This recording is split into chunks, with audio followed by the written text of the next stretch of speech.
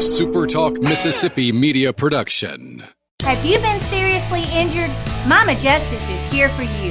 Our medical team partners with top-notch doctors, surgeons, therapists, and urologists, ensuring a comprehensive recovery journey. If you've been injured, call Mama Justice today. We're here for you. Was previously recorded. Oh, yeah.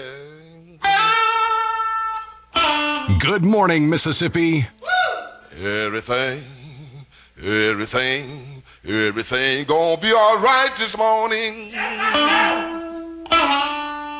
Mornings with Richard Cross. Oh, yeah. Here on SuperTalk Mississippi. Woo!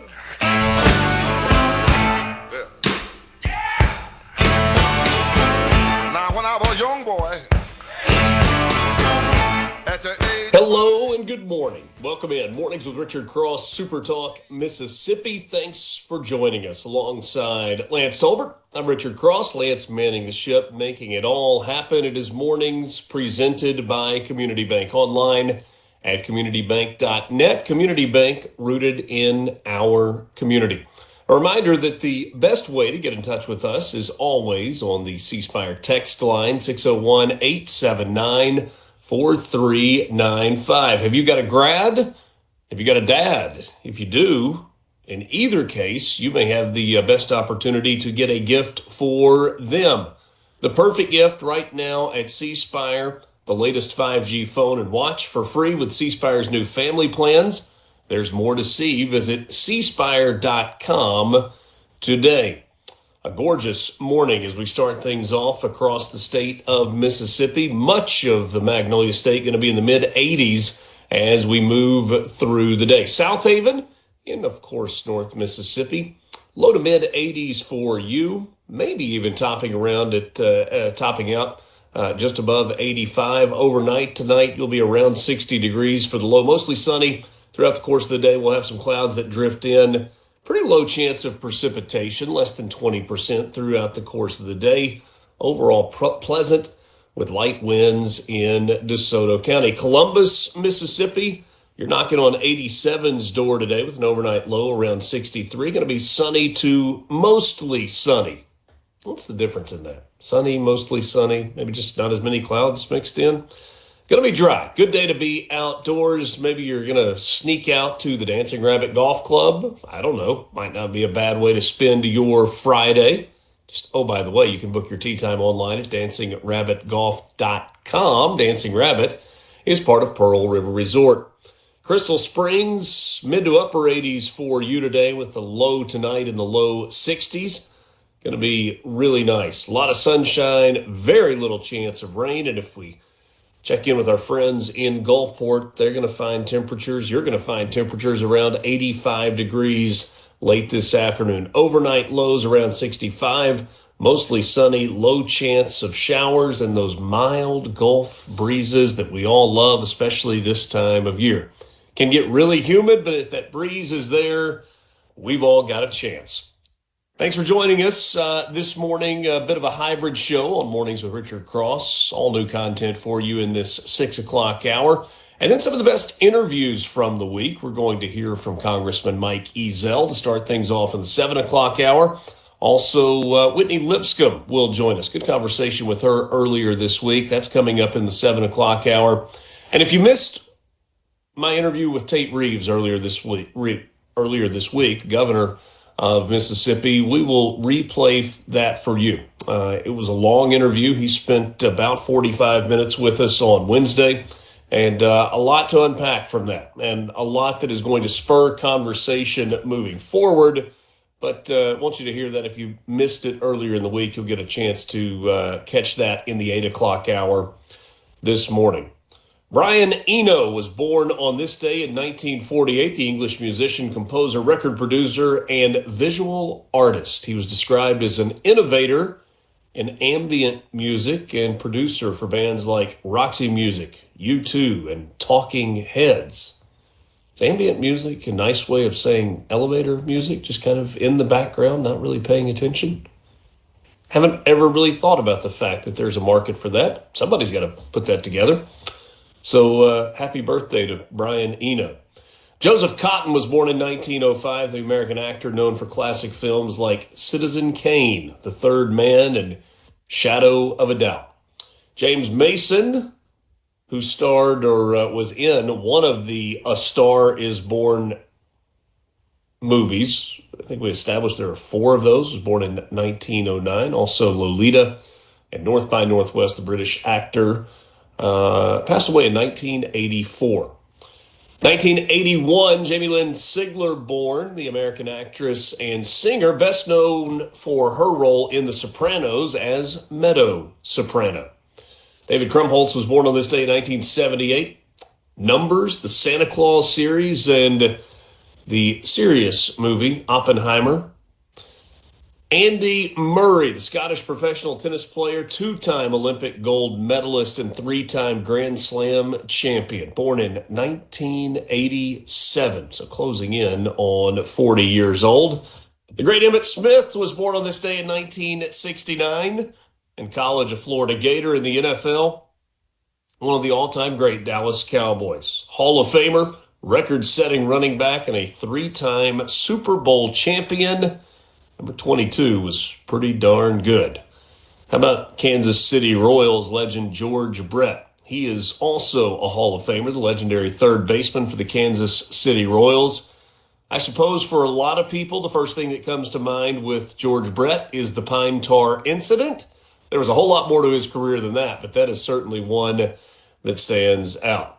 Football Hall of Famer Ray Lewis was born on this day in 1975. Baltimore Ravens, 2-time Super Bowl champion. A couple of others for you. The American author known for The Wonderful Wizard of Oz and its sequels, L. Frank Baum, was born on this day, May 15th in 1856.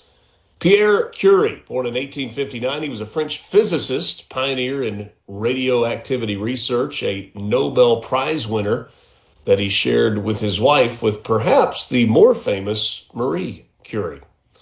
And finally, American diplomat and the first United States Secretary of State, Madeleine Albright, born on this day in 1937. Some interesting things happened historically through the years on this day. We talked earlier this week about the Magna Carta. That was the most Mississippi thing that has ever come out of my mouth. The Magna Carta. Yeah, the Magna Carta. In 1213, King John of England yields to the Pope after years of conflict, allowing Stephen Langton to become Archbishop of Canterbury. This was a key step toward the Magna Carta. Anne Boleyn, Queen of England and second wife of Henry VIII, stood trial on charges of treason, adultery, and incest. She was convicted, and one of those tough sentences was later executed. That happened on this day in 1536. In 1718, James Puckle patented the Puckle gun, considered the world's first machine gun. It was designed to fire round bullets at Christians and square ones at Muslim Turks. Can't make that up. 1862, Abraham Lincoln created the United States Department of Agriculture. In 1869, Susan B. Anthony and Elizabeth Cady Stanton founded the National Women's Suffrage Association in New York to advocate for women's voting rights. 1940, the McDonald brothers, Maurice McDonald and Richard McDonald, opened their very first restaurant. The name of it, you guessed it, McDonald's. It was actually, though, McDonald's Barbecue. It opened in San Bernardino, California. It later evolved into the global fast food chain. You perhaps have, what was the name of the movie? Was it The Founder or Founders?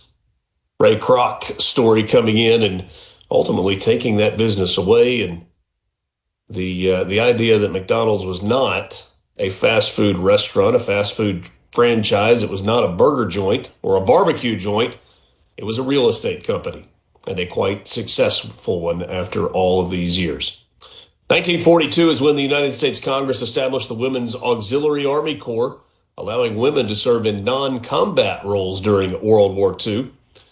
1948, following Israel's declaration of independence, the day before, armies from Egypt, Syria, Transjordan, and Iraq invade, triggering the first of many Arab-Israeli wars. 1963, the final Project Mercury mission occurred. That was Mercury Atlas 9. It launched with astronaut Gordon Cooper. He became the first American to spend more than a day in space and the last to fly solo in space. In 1972, while campaigning for the Democratic presidential nomination in Laurel, Maryland, Alabama Governor George Wallace was shot and became permanently paralyzed from the waist down in an assassination attempt. And one more for you, just for fun. 1928, Mickey Mouse and Minnie Mouse made their first public appearances in the short film Plane Crazy. That's Plane, crazy. Mickey and Minnie going public in 1928. That is this day in history. When we come back, we've got news headlines for you this morning. We'll have your morning sports update a little bit later, an update from the Mississippi Lottery as well. Off and rolling in the 6 o'clock hour on this Friday morning, May 15th. It's Mornings with Richard Cross on SuperTalk Mississippi, presented by Community Bank.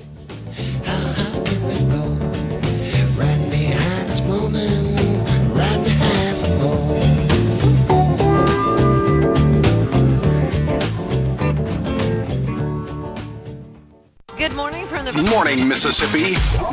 You're starting your day off right. Welcome to Mornings with Richard Cross here on SuperTalk Mississippi. But she always knows her place. She's got style, she's got grace. She's a winner. Good morning again and welcome. It's Mornings with Richard Cross. For those of you just getting that first cup of coffee in you, beautiful day on the way here in the state of Mississippi. Thanks for joining us. Time for some news headlines as we look first at what is happening here at home and then take a little bit wider range look as well. One day after Governor Tate Reeves announced that Mississippi would not be joining Republican-led Southern peers in altering congressional lines right away, Lieutenant Governor Delbert Hosemann formed a select committee to assess the prospect of redistricting. That's something that we heard Speaker of the House announce a week or so ago. Governor Reeves, who called off the special session originally slated to get started next Wednesday, after a federal appeals court threw out a judge's ruling that the state Supreme Court voting map diluted black voting power, made it clear, abundantly clear, that Mississippi would be tackling the topic of redistricting, but it might not be quite as soon as some people would like. The governor said to us earlier this week, quote, "I expect lawmakers to redraw congressional lines between now and the 2027 elections. I also expect them to redraw legislative and Supreme Court lines between now and the 2027 elections." So with that as the backdrop, Delbert Hosemann, the lieutenant governor, has created a select committee to look at redistricting and reapportionment.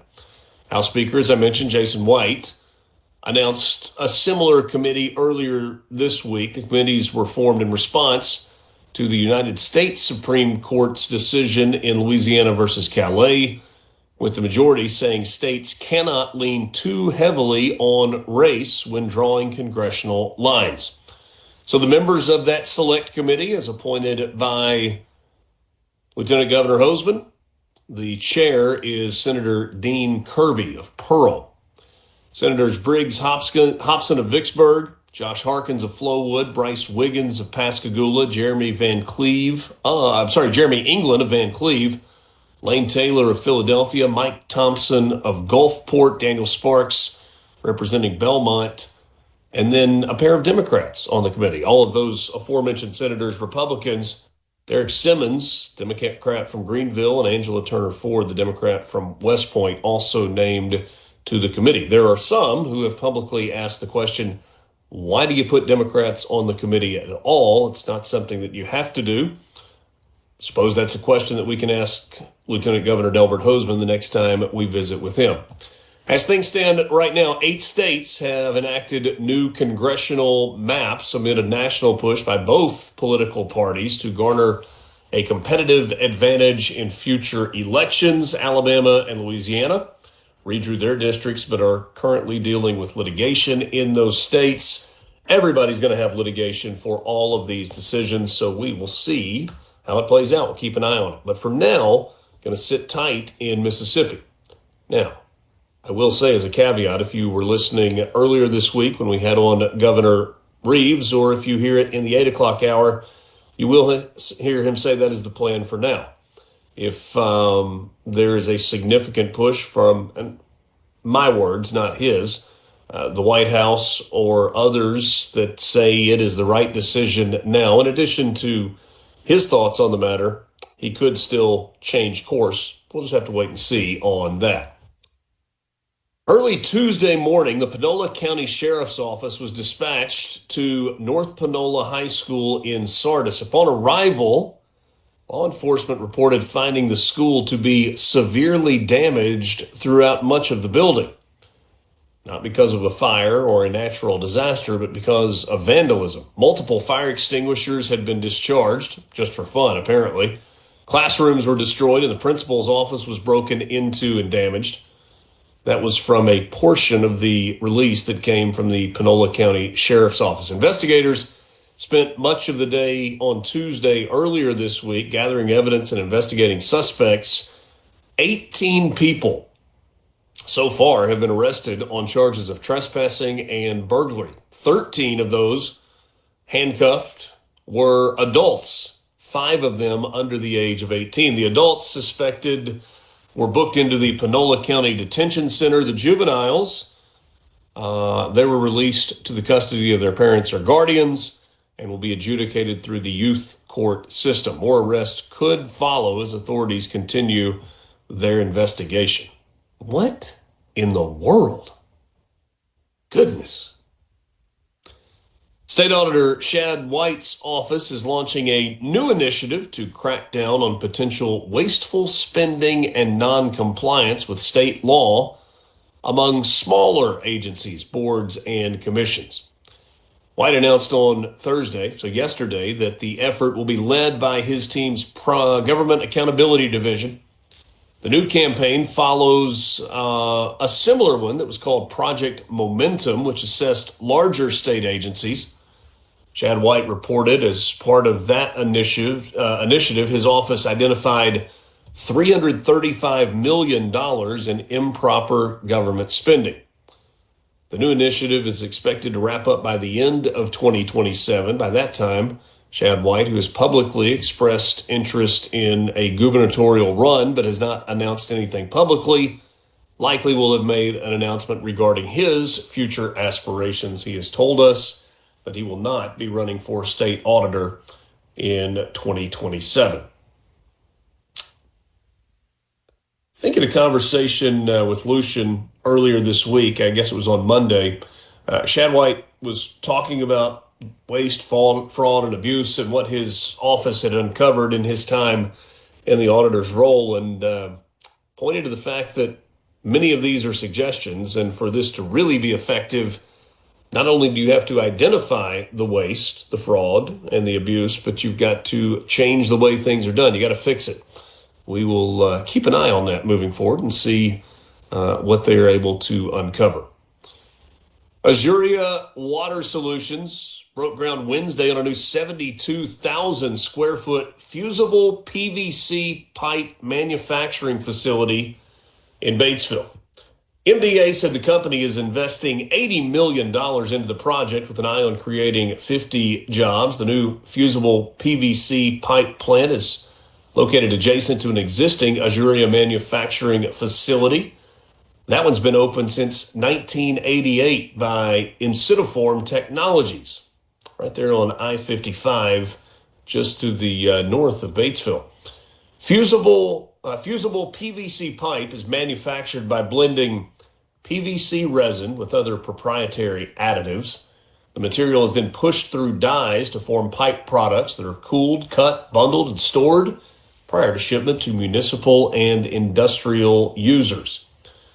The products are for infrastructure technology, for water, sewer, and conduit systems. Products are used to transport water, wastewater, and other liquids, as well as creating conduit for electrical and communication cables. So good stuff there in Batesville. A big announcement that the governor alluded to when he talked to us on Wednesday. To Congress, interesting bill here coming from the Senate, and always interesting quotes from Senator John Kennedy from Louisiana.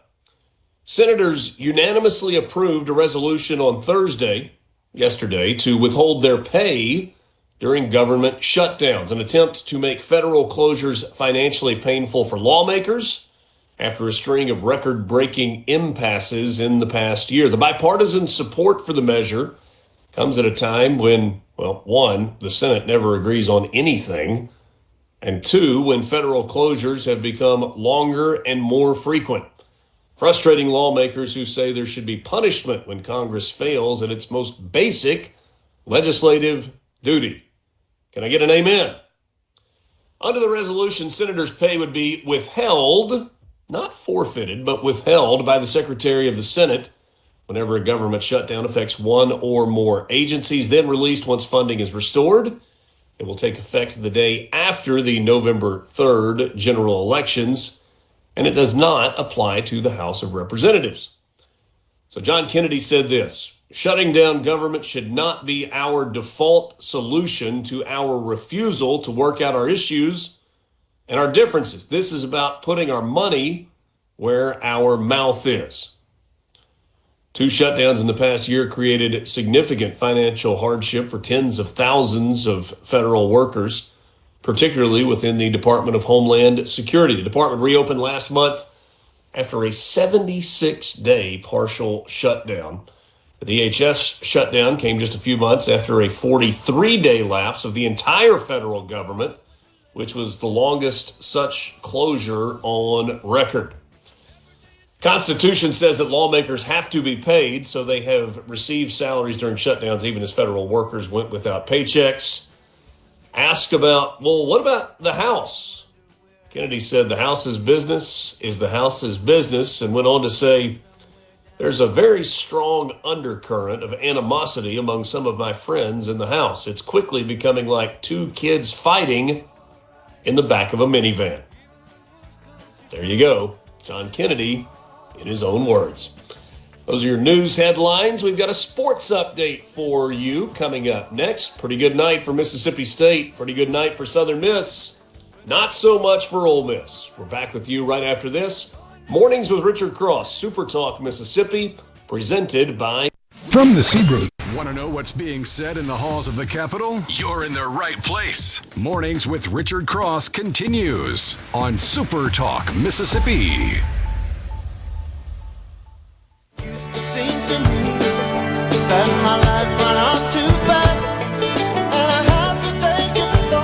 Back with you on Mornings with Richard Cross. Today is Friday, May 15th, 2026. Glad to be with you.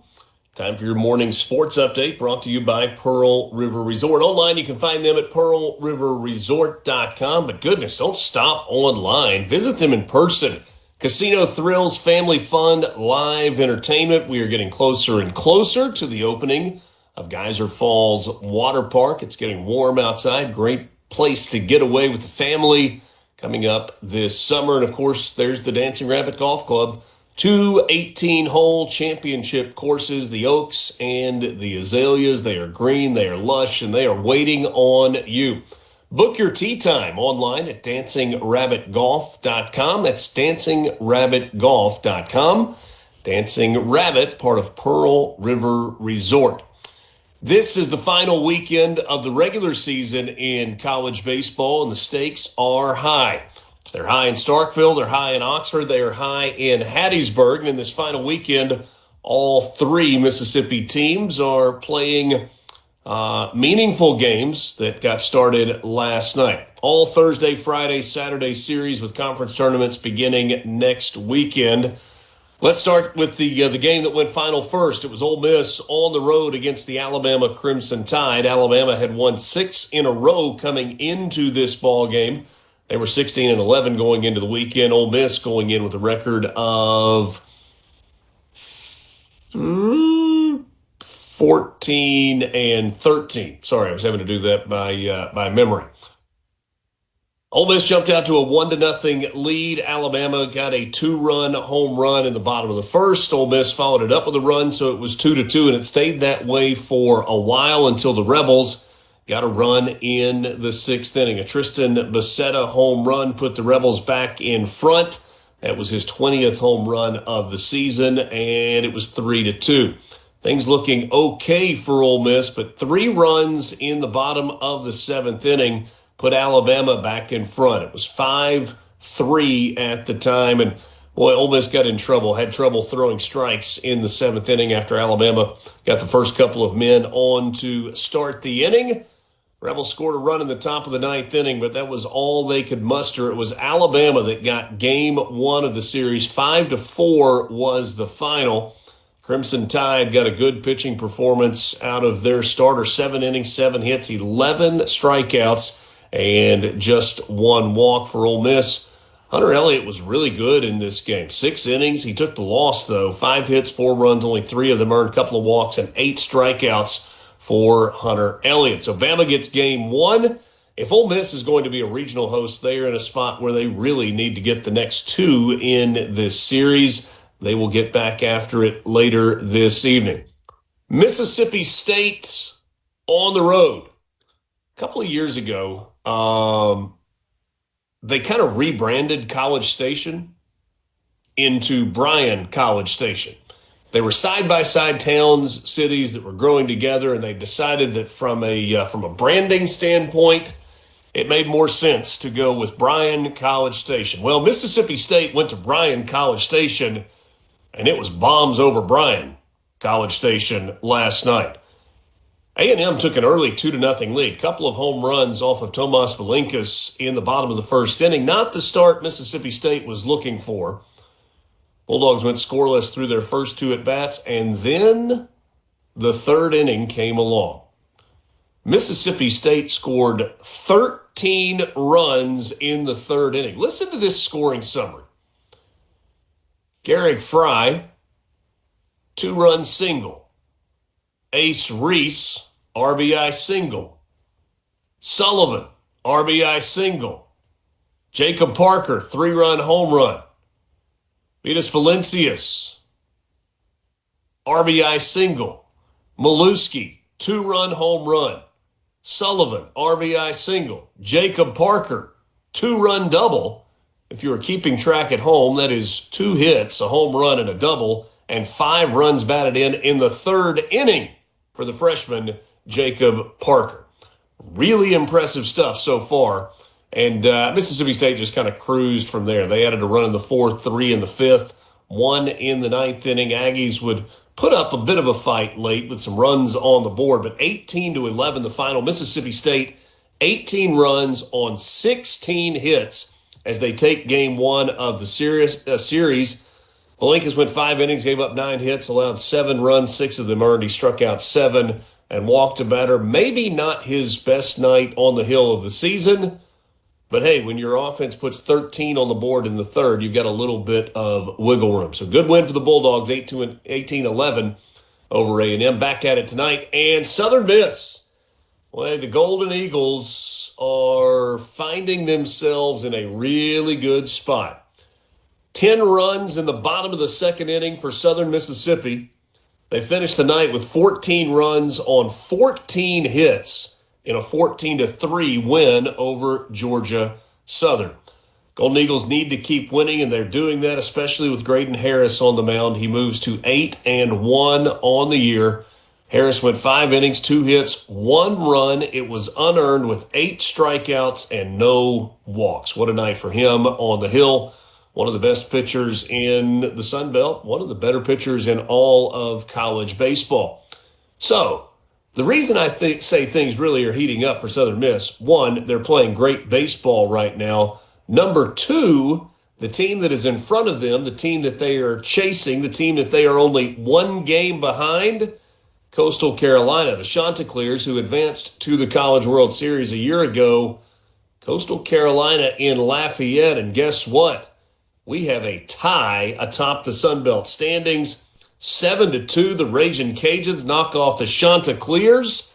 And Southern Miss has got a chance. Got to keep on winning this weekend. And a Sun Belt Conference title is, it is perhaps in the cards for this Golden Eagles ball club. The rest of the scores from around the SEC last night. Kentucky beat Arkansas 4-3. Vanderbilt 9-1 over South Carolina. Florida gets an 11-8 win over LSU. Gators pick up their 16th conference victory. Texas 6-3 at home over Missouri. Tennessee beat Oklahoma in Norman. 13th win in conference play for the Volunteers. It was 9-7. And in a highly anticipated top 5 matchup in Auburn, Alabama, it was Georgia 2, Auburn 1. So the Bulldogs, who have already clinched the SEC regular season title, pick up their 22nd SEC win. A couple of other sports items for you that are baseball related. 2 pitchers representing schools in Mississippi have been named to the Golden Spikes Award semifinalist list. 25 players named to that. For Mississippi State, it is Tomas Valinkas, the left-hander who followed Brian O'Connor from Virginia to Starkville a year ago, has been phenomenal. Picked up his 9th win of the season last night. ERA right around 2.5. He is now at 113 strikeouts for the year and just 17 walks in 80 innings of work. He is the 10th Bulldog all-time to be named a semifinalist to the Golden Spikes Award list. And for Ole Miss, Cade Townsend is the first Rebel to be nominated for that award or recognized as a semifinalist since Doug Nikhazy in 2021, and just the 7th ever to be named to the semifinalist list. Going into his start on Saturday, the right-hander has a 3.25 ERA with 77 strikeouts, 20 runs allowed, and 55 1/3. His numbers rank favorably in the top of most of the pitching categories in the SEC. So congratulations to both of those young men. William Carey is NAIA World Series bound once again after rallying to earn a 13-11 victory over Cumberland's in a dramatic opening round finale. The Crusaders of William Carey were down 10-2 in the 6th inning, but they outscored the Patriots 11-2 the rest of the way, 10 runs on 7 hits in that 6th inning as they get the win and advance. They are headed to Lewiston, Idaho for the first time since 2024 with this year's NAIA World Series set for May 22nd through the 30th. One round of the PGA Championship is in the books, the biggest logjam in 57 years after the opening round exists, as 6 players shot 3 under, 67s in the first round, a group that is led by the reigning champion, Scotty Scheffler. The 13th round in major championships in which Scotty Scheffler has had at least a share of the lead. Remarkably, it's the first time that has happened after the first round. Coverage continues today on ESPN and CBS. And finally, congratulations to the Ole Miss women's golf team who saved their best for last in regional play. They are advancing to the Women's National Championship, one of 5 teams advancing out of the NCAA Louisville Regional. Ole Miss finished in a tie for 4th with a team score of 855 over the course of 3 rounds. That is your sports update on this Friday morning. Busy sports day, busy sports weekend. It's brought to you by Pearl River Resort, online at pearlriverresort.com. Got a Mississippi Lottery update and more MRC with you right after this.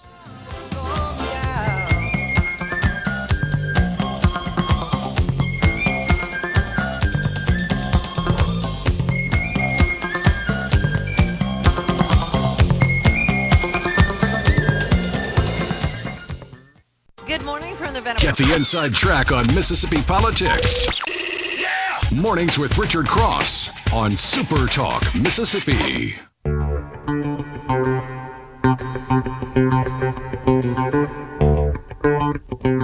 One last time with you in the 6 o'clock hour on this Friday morning, May 15th, 2026. Alongside Lance Tolbert, I'm Richard Cross. Appreciate you being with us. We remind you that the C Spire text line is always open, 601-879-4395. Even if we don't get back to you right away, we see those messages and we appreciate them very much. You heard the music, you know that means it is time for your Mississippi Lottery update. Online, find them at mslottery.com, mslottery.com, and be sure to download the Mississippi Lottery app. It is free and available to you in the App Store and from Google Play.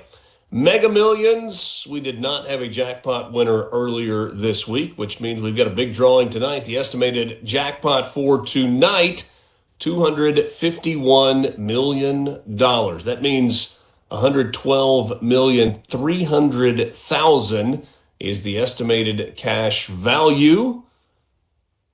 That would be that'd be some nice walking around money if you could find it. So Lotto America is rolling on as well. It keeps getting bigger and bigger with the third largest jackpot in game history. Saturday night's jackpot is now estimated at $25.75 million. $25,750,000. The estimated cash value, almost $11.7 million. Get your tickets today for just $1. Want even more chances to win for another $1? You can add the All-Star bonus to multiply non-jackpot prizes, or add Easy Match for a chance to win instantly. I think my voice cracked. Instantly. Play Lotto America at your nearest Mississippi Lottery retailer today. You can learn more about lottery games, check winning numbers, or see if your ticket is a winner by downloading the Mississippi Lottery official app. Don't forget to join Gerard Middays with Gerard Gibbert today, May 15th from 10 to 1 at Itawamba Community College in Fulton for 2026 spring graduation. You'll hear all about the great things that are happening and going on at ICC. That's later today, Middays, live at ICC with Middays with Gerard Gibbert. And big one tomorrow. This is an annual event. Garden Mama will be live for the opening. That's right, Lance. Garden Mama going to be live for the opening of the 2026 Tupelo Farmers Market at the Depot. This Saturday, tomorrow, May 16th, from 8 until 10. The Tupelo Farmers Market at the Depot has locally grown vegetables, fruit, honey, flowers, and so much more. Be sure to stop by if you're in the area and check out the vendors at 208 North Front Street in downtown Tupelo. Great setup there for the farmers market, and Garden Mama making her annual stop in Tupelo for that. We've got a lot coming up for you over the next couple of hours. You're going to hear a lot of stuff from earlier this week. Mike Ezell joined us on Wednesday, congressman representing the 4th District of Mississippi. Had some interesting things to say about what's going on or what's not going on in Washington, D.C. Some interesting comments about China as well. Of course, President Trump wrapping up his visit to China, trying to make some deals. Does Mike Ezell trust the Chinese government? Well, you hear from him on that coming up in just a few minutes. Also, Whitney Lipscomb will join us. She is with the Republican Attorneys General Association.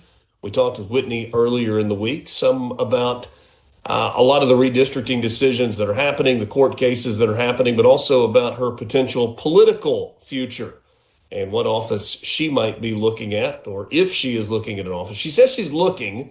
Let you hear her explanation coming up with that as well. And then in the 8 o'clock hour, Tate Reeves will join us, the governor of the state of Mississippi. Very generous with his time earlier this week. He spent almost the entire 8 o'clock hour with us on Wednesday.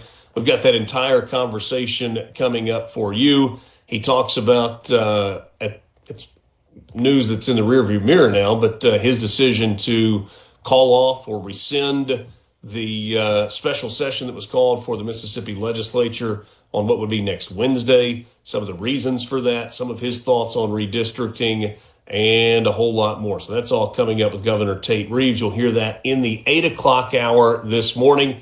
If you're looking for the perfect gift for your grad or the perfect gift for your dad, look no farther than C Spire. You can get them the latest 5G phone and watch for free. With C Spire's new family plans, get your grad's choice of a premium phone, including iPhone 17 Pro or Samsung Galaxy S26 for free. Packed with great features for staying connected, like better battery life, easier controls, and smarter cameras. There's more to see. Check it out for yourself at cspire.com or visit your local C Spire store. C Spire, customer inspired. The news is next in the 7 o'clock hour on the way. Thanks for being with us. Mornings with Richard Cross, Super Talk Mississippi, presented by Community Bank.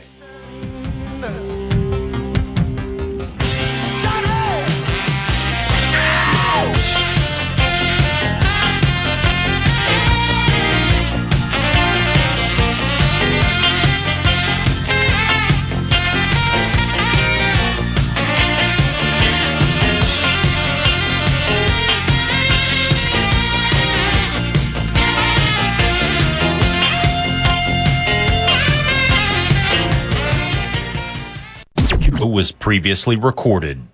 Keeping Mississippi in the know, one morning at a time. Mornings with Richard Cross on Super Talk Mississippi.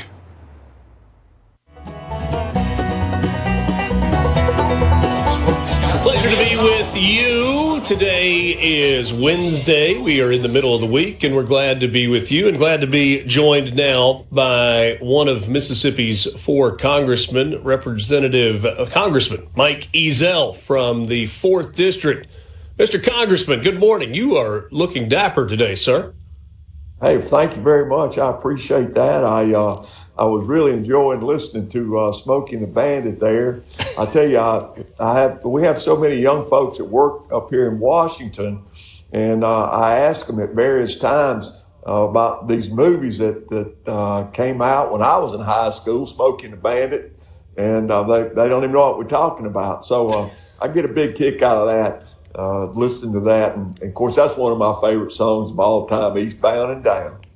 I was a big Smokey and the Bandit fan and was doing an interview one time, and somehow we ended up in that area of conversation, and the guy that I was talking to said, well, what did you think about Cannonball Run? And I had not seen Cannonball Run, and he sent me a copy of this. He got, if you're a Smokey and the Bandit fan, you got to watch Cannonball Run too. That's not you can't separate those two.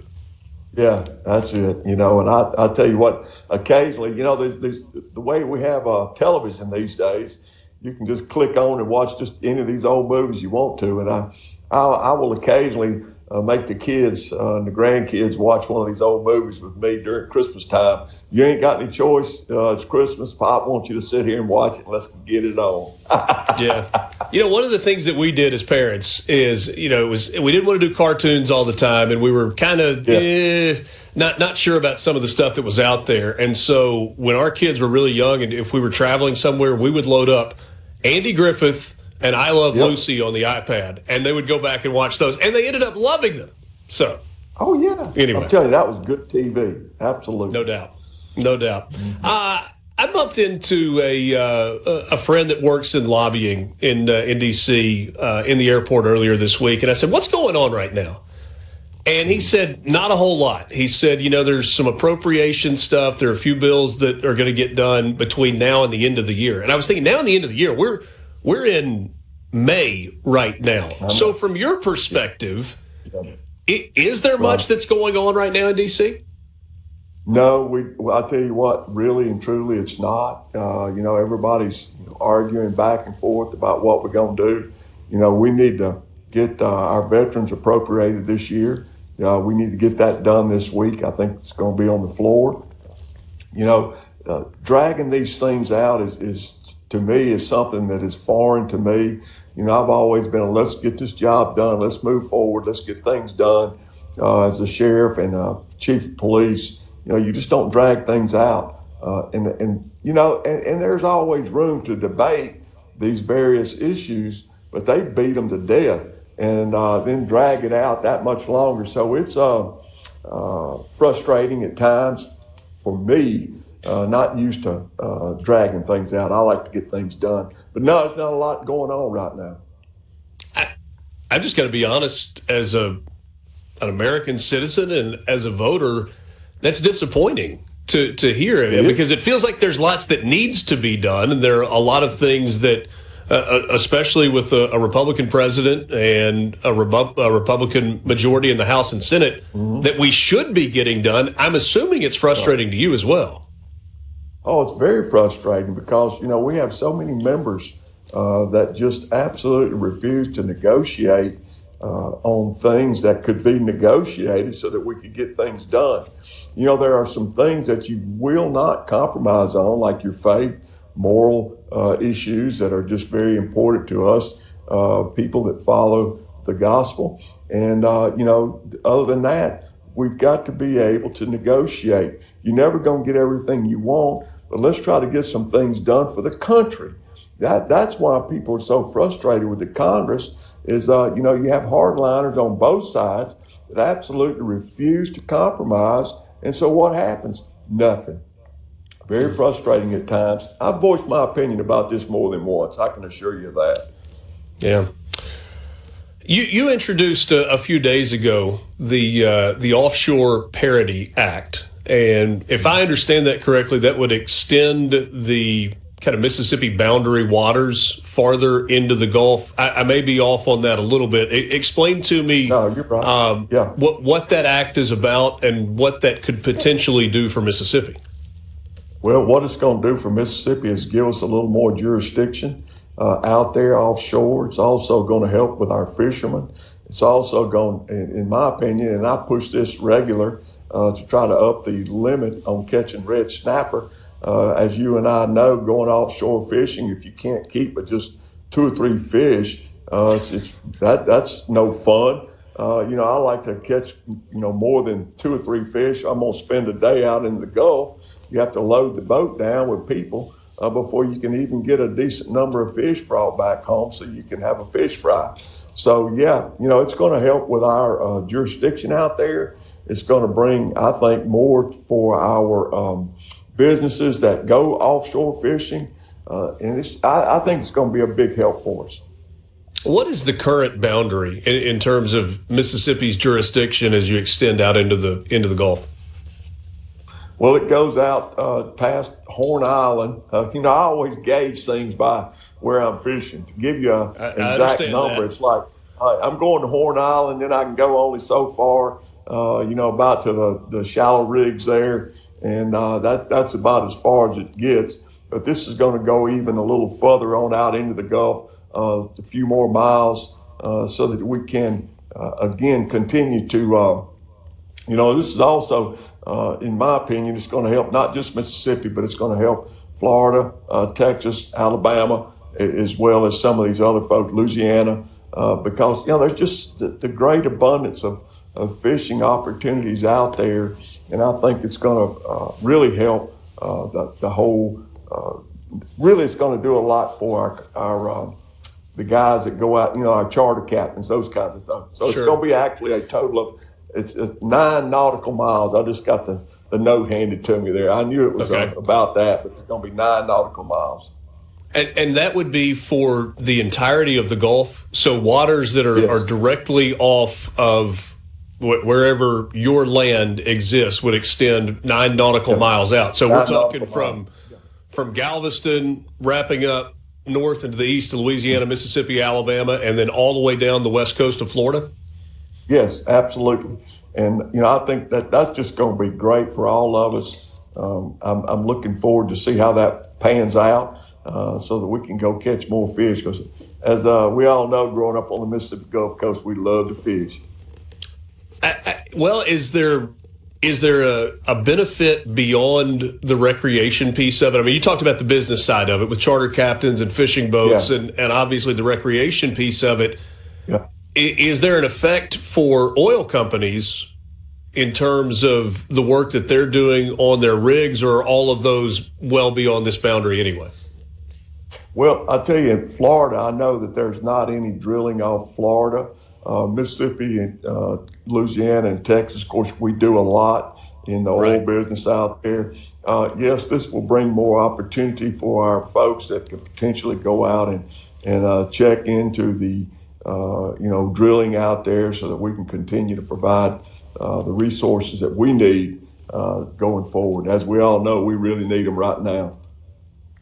I am curious, and we got a question on the C Spire text line. You mentioned that snapper limit, and obviously we go out, we want to catch fish, and the other piece of that is it's expensive. Whether it's a boat that you've got or you're going out with somebody else, you'd like to be able to catch more than 2 or 3 fish. We had somebody, though, that said, Congressman, don't mess with that snapper limit. It's part of the reason that snapper are back and are abundant in the Gulf. What would be your counter to that? My answer to that is, if you're going out offshore fishing, I think you should be able to catch more than 4 fish. I think you should be able to catch at least maybe 6. I'll tell you, I've been out over the last couple of years, and there's an abundance of red snapper out there. And I think, we need to make sure that we work with NOAA and our offshore fisheries, Southern Miss, that does a lot of research to make sure that we don't overfish, because I can remember a time when you couldn't catch one, and I understand that. But, for somebody that's buying a fuel tank of fuel to go offshore, I think we need to at least add a couple of more to that. Congressman, just a minute or so before the break, I am curious to hear from you. When you travel to the home district, when you are back in the southern part of the state of Mississippi, what are you hearing from your constituents, from the people who put you in office? I'm hearing fuel prices. I'm hearing the price of a gallon of milk, a loaf of bread, some of the things that are, that we talk about around the kitchen table. And people are very concerned about that right now. And we all are. And, I continue to try to do as much as I can to make life better for our people back home.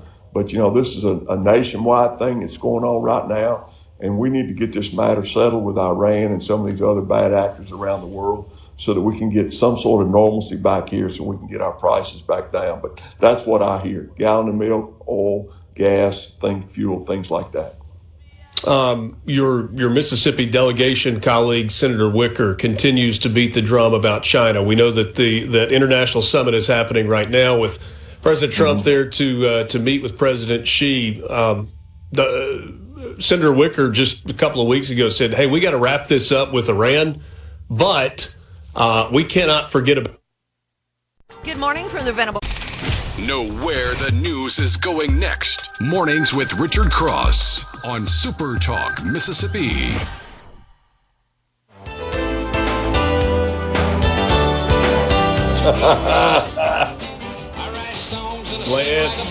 Lance going into the deep cuts, Mr. Congressman. I'm telling you, that's it. Congressman Mike Ezell is my guest. He represents the 4th District of the state of Mississippi. Before the break, we were kind of talking about some of the things that are happening in D.C. This week, the summit in China happening between the president and President Xi in China as well. I mentioned that Senator Wicker has continued to bang the table. Let's not lose sight of China. They are not a friend. They are a foe. I'm paraphrasing, not using his words exactly. Yeah, right. It sounds like, at least going into this, while President Trump is eyes wide open, he would like to see China be more of a friend. Is that an okay mindset to go into these meetings with? Well, we would like for them to do that, but I don't have a lot of confidence in the Chinese being our friend. They've been stealing our technology. They've been spying on us. They've been causing more problems than they've been helping over the years. I'm sure President Trump knows this. He doesn't go into things without a plan. He usually comes out ahead. I think that the president will do good things when he gets over there and makes these people understand that we are the United States of America, and we're not giving up our role as number one, and that's who we are. And the Chinese they're bad actors, and they have been for a long time, and we cannot let this continue on. Can this be a situation of keep your friends close but your enemies closer? Like there can be some economic partnership here, but you better not trust them beyond where you can see them? Exactly right. Just like President Reagan said back in the day, trust but verify. And that's what we've got to do with these people, because, we've seen what they've done in some of our higher learning college institutions around the country, sending so many of these students in here. They spy, they lie, and they do everything they can to steal our technology, and we cannot let this continue on. Congressman Mike Ezell is my guest. It's Mornings with Richard Cross on SuperTalk Mississippi, presented by Community Bank. Just a couple of minutes left, Congressman. The redistricting conversation is everywhere that we look right now, in the wake of the Louisiana versus Calais Supreme Court decision just a couple of weeks ago. This is something that could potentially have an effect on you. I don't know exactly what the 4th District might look like in the event that it were redrawn. I'm curious what you are hearing in D.C. in terms of the redistricting conversation in Mississippi and in other states, and also your thoughts on the matter. Well, I'll tell you what, it's going to be up to the legislature. It's going to be up to the governor and the legislature if he calls a session. And if that happens, I'll just kind of taking a wait and see. We've had a number of calls, and, our answer is, we're going to go along with what the state puts in place and continue on from there. I think it needs to be a fair and above board kind of thing. And, we'll just kind of wait and see what the state does on that. Are you for the idea of Mississippi redistricting? I think we should do exactly what the legislature wants us to do, according to what's best for the state. I think it's a good idea. All right. Congressman Mike Ezell. Anything you're working on specifically beyond the Offshore Parity Act right now, between now and kind of I feel like the deeper that we get into the summer, the deeper we get in closer to midterms, the less activity that is going to happen in D.C. Well, I'll tell you, I've got a number of things that we're working on right now. Of course, I'm always looking out for the Mississippi Gulf Coast and the state, trying to get something done with our flood insurance down on the coast. And also, I just want to put a plug in. It is Police Week.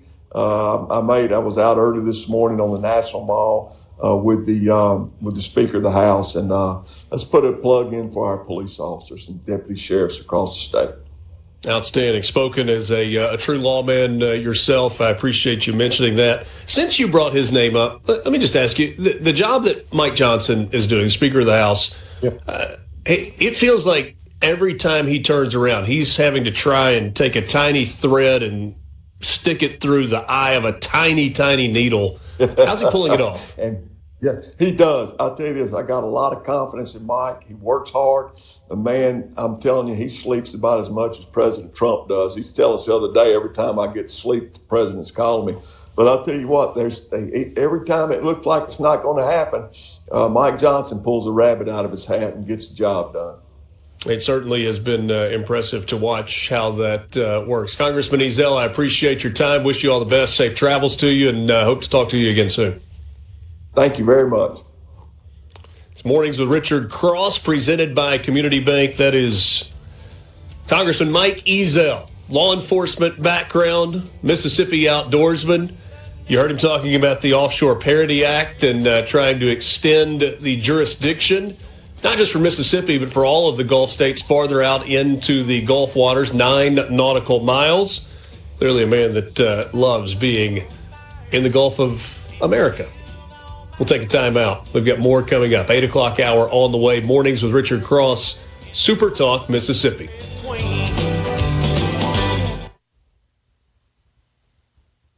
Appreciate Congressman Mike Ezell joining us earlier this week. Always good to catch up with him and get an update of things that are happening in D.C. I mean, his words really struck me when I said, Mr. Congressman, it feels to a lot of people like there's nothing really happening in D.C. right now. And he wholeheartedly agreed. He goes, yeah, we're not getting enough done. And obviously frustrating to him, and understandably so. It's Mornings with Richard Cross, presented by Community Bank. At Community Bank, we're more than just a place to manage your money. We're your neighbors, your partners, and your trusted financial advisors. For decades, we've been rooted in our community, helping families, small businesses, and individuals achieve their dreams. Whether it's opening your first savings account, Planning for a brighter future or growing your business, we're here every step of the way. Dedicated to our customers, committed to your success, and always here when you need us. Community Bank, rooted in our community, member FDIC. Remind you that the 7 o'clock hour, this hour, is always brought to you by MWG Employer Services. Running a business is tough, and if you're struggling with HR, benefits, and payroll, you're not alone. That's where MWG Employer Services comes in. They can provide a full range of employer services plus a custom plan that fits you. To learn more about MWG Employer Services, give them a call, 601-206-7966, or go to mwgemployerservices.com. Something I want to get into more next week when we all come back together. I'm going to be out a couple of days early in the week next week, but toward the middle of the week and the end of the week, a conversation that I want us to have is your reaction to some of the posts that you are seeing online that are kind of going after Tate Reeves a little bit. Now, some of that is national reaction. And I don't know that you concern yourself a lot with, what an online influencer, political influencer is saying one way or the other. Now, make no mistake, part of the reason that Donald Trump got elected almost 2 years ago, year and a half ago, was because of that online community of influencers and people that were working hard to get out the vote and sign up new voters and to try to spread the message. But I don't think when it comes to the things that are happening at the state level, you concern yourself as much with some of those people who maybe don't have quite the same grasp that you've got on what's happening here in Mississippi. But that's not really the people that I'm talking about. Talking about the state auditor, Shad White, talking about members of the Mississippi House of Representatives and the Senate, former members of the legislature in Mississippi as well, that have come out adamantly about, no, do not delay in terms of redistricting. A Benny Thompson vote could be the difference in a bill passing or failing that matters in the U.S. House. These Supreme Court districts matter, and they matter right now in Mississippi. The legislative districts matter, and they matter right now in Mississippi. We're going to give you a chance again coming up at the 8 o'clock hour to hear my entire conversation with the governor from Wednesday of this week. I want you to listen closely to what he says and some of the reasons that he gives for why he has canceled the special session and why he's not necessarily pushing right now for some of those redistricting things. And then let's come back and talk about that next week. C-Spire text line is the way that we always love to communicate with you. The number is 601-879-4395. We're going to take a time out. We've got the 8 o'clock hour on the way. Again, that's coming up in a little while, half an hour from now. But again, appreciate the time that Congressman Mike Ezell spent with us earlier this week. We've got more of this hybrid edition of Mornings with Richard Cross on the way after this. MRC presented by Community Bank. Don't care where you go.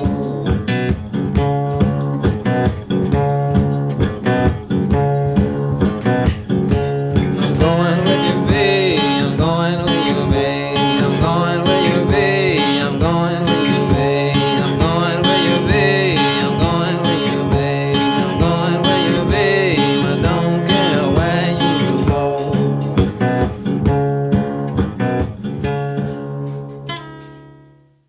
From the Sebro.com. With Richard Cross is brought to you by Covington County Hospital in Collins, where your health matters. No filibuster. Just everything you need to know to start your day smarter. Mornings with Richard Cross on SuperTalk Mississippi.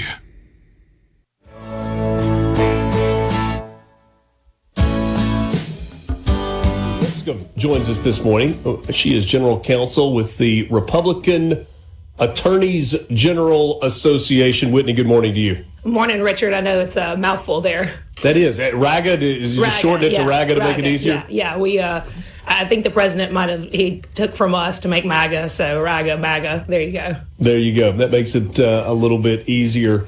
You are an attorney. You have worked in the Attorney General's office here in Mississippi. I'm curious, as you look at what the Supreme Court has handed down in Louisiana versus Calais, some of the things that the governor is probably pondering right now about districting lines or redistricting lines in Mississippi. Give me a big picture overview from your perspective.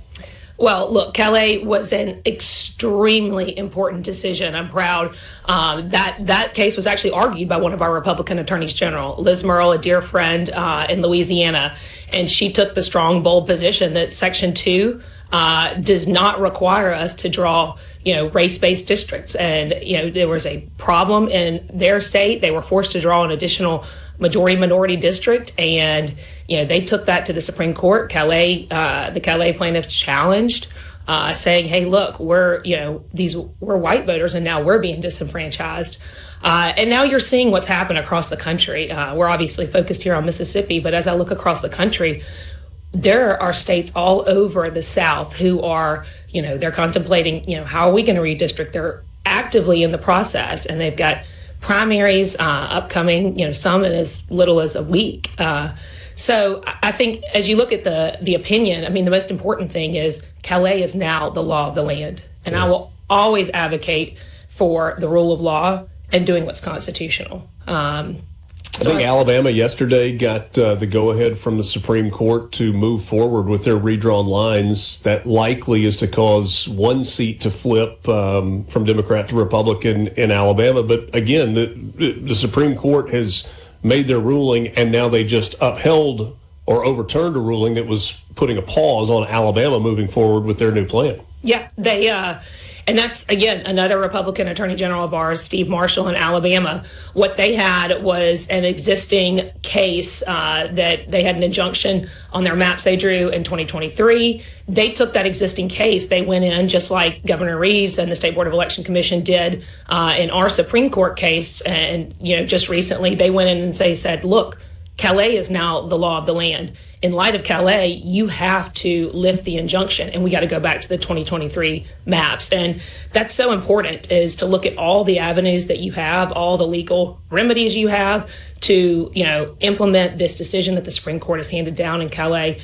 And I know Alabama is also, I believe their legislature's in session, and they're looking at, ways they can redraw the map. So huge victory for Steve Marshall, his team over there. And, I'm interested to see what happens. They have a primary next week, so the clock is ticking for them. So in Mississippi, you mentioned the Supreme Court district line redraw order that was handed down from District Judge Sherian Aycock. It was appealed to the Fifth Circuit. The Fifth Circuit stayed that until the ruling was handed down in Calais, and now has remanded that ruling. Is there anything else that has to happen? Are they looking for Sherian Aycock to vacate her ruling altogether as if it never happened? Does it matter if that happens now? Look, I think that's the right thing to do. She found a Section 2 violation. Section 2, the analysis that was employed during the litigation of our Supreme Court district cases. I sat in the courtroom during most of that trial. And the analysis has totally changed. We have finally gotten the clarity from the Supreme Court on Section 2. We finally are kind of unshackled from what has been holding us back and has been really, distorting the law. And so we are looking at, from the lens of today. I think she has to vacate everything. I think we go back. The legislature, obviously, they could, if they're in session, they could redraw them, but we can go back to the lines that were in place from 1987. As the state, we've said all along, I was in the Attorney General's office when this case was argued before Judge Aycock. We said all along, there is not a Section 2 violation. And the state maintains that. They've already appealed the case, although she did order redrawing of these lines. I think the case needs to go away. And let me... So as not to impugn Judge Aycock for her decision, there was precedent at the time for the decision that she handed down. Whether you agree with the ruling or disagree with the ruling, there was legal precedent for her to make the ruling that she did. But now there is new precedent that kind of invalidates that ruling. Is that accurate in the way that I said that? Yeah, kind of. You know, what happened was the Voting Rights Act obviously was passed in the 1960s, and then you've had all of this subsequent case law that adds to the Voting Rights Act. And, you know, you have to employ that case law when you interpret it. And it became, it really became unworkable because you really, if you really were, you were hamstrung. It was don't do this. And then, but if there's a violation, a Section 2 violation, now you have to use race. And so the traditional principles of redistricting are now, they're more clear in the Calais case. It's a different day when you are to make a Section 2 claim that there's a violation of Section 2. You have to make a totally different argument now. There's more clarity. It's a different landscape. This is super nerdy, but the factors that they use are called the Jingles factors. Yeah. Promise you we won't have to get into all of those details, but those factors that a judge employs when they're making an analysis, is there a Section 2 violation? They're different now. So, yes, the landscape, very, very different. To me, it leaves us with two really interesting questions going forward. Number one, will the legislature or the executive branch, maybe working together, push to go back to the district lines, the legislative district lines that existed just a couple of years ago that ultimately cost Republican seats in both the House and the Senate and cost the House its supermajority? Do you anticipate at the state level pushing for that? Oh, I certainly think that there will be legislators. You see it on social media and other outlets that legislators are calling to redraw lines all across the board. I mean, Section 2, just in acknowledging our Supreme Court case, Section 2 governs the drawing of lines, whether it's judges, whether it's, U.S. Congress, whether it's state legislative lines. And so that is the law of the land. And you have to look at our districts now and say, again, no matter what they are they in compliance with the law? Have we used race neutral principles in drawing these districts? So I think that will be certainly a consideration. I know there will be legislators calling for redrawing of the lines. And so we've got that with legislative lines at the state level, but also the congressional lines. I guess one thing that I have thought about, and there are lots of people that have thrown maps out on social media like, hey, here's your district, your new districts, just do it. There are still rules and laws that govern how you draw lines, right? You can't just do it, today I think this is what the district should look like, and here you go. Yes. And look, Richard, I'm no demographer or map expert, because there are those individuals. When I was in the AG's office and we were litigating these cases, those are some of the most critical people to your cases. Those are your experts, the folks that are behind the scenes drawing the maps, the folks that are crunching the numbers. Yes, there are traditional redistricting principles, compactness, communities of interest. Yes, and those are the things that we're focusing on. Race neutral principles. For too long, there was an understanding if there was a violation, Section 2 violation, the court would order you to draw majority minority districts using only race. And now we're moving to where we need to be, which is race neutral, equal protection for everyone under the law. Whitney Lipscomb is my guest. She is general counsel with the Republican Attorneys General. I keep forgetting where to put the Attorneys General Association. So we will continue our conversation on the other side of this timeout. We'll talk a little bit about Whitney and what her future might look like. If you have been closely following state level politics, you've heard all kinds of names thrown out for a lot of different offices. A year from now may look vastly different in the state of Mississippi than it does right now in terms of people who are serving in public office. Where does Whitney Lipscomb fit into all of that puzzle? We'll let her answer that on the other side of this timeout. Mornings with Richard Cross, SuperTalk Mississipippi. Streaming at supertalk.fm and SuperTalk TV. We welcome your messages on the C Spire text line, 601-879-4395. We're back with you right after this. Keeping you up to date with news, weather, and politics that affect you and your family. SuperTalk Mississippi News. Your news all the time. On air and online. SuperTalk Mississippi News at supertalk.fm.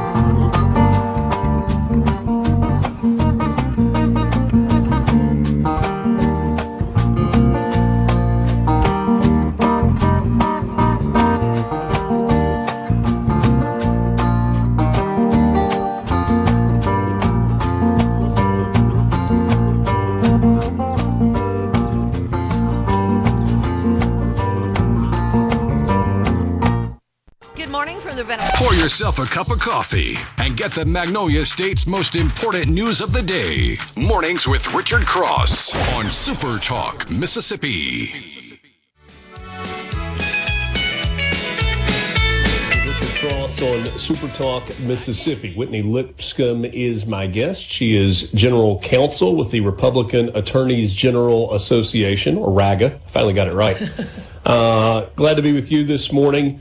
So in Washington, D.C., you have a phrase called inside the Beltway. And the rumor mill inside the Beltway, it's made up of staff members and lobbyists and attorneys and people that are loosely associated to politics. And that's where all the good, juicy information exists. I don't know what you call that in Mississippi, but certainly there is a group that is very politically involved in Mississippi, and that's where rumors bounce around. And for months and months now, names have been flying all over the place. Who is going to be the next attorney general? Who is going to be the next state auditor? Who's going to be the next governor, lieutenant governor, et cetera?